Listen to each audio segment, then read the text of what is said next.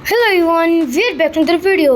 तो यार आज मैं छत पर गया तो यार मेरा जैक बहुत ज़्यादा भूखा था। तो यार मैंने अपने जैक को यार फीड डाल दी। चेक करो भाई, जैक कितने शौक से फीड खाता है। और यार फिर उसके बाद मैंने अपने चूज़ों के ड्रंकर के अंदर फीड डाल दिया। फिर यार मेरे सारे चूज़े आकर ना फीड खाने लगे।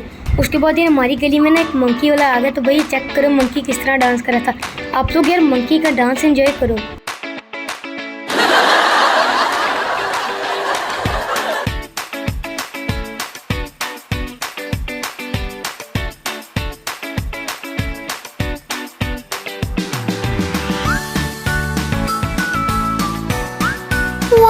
भाई यहाँ पर मंकी वही हो चुका था। पता चेक करे भाई किस तरह घूम रहा था।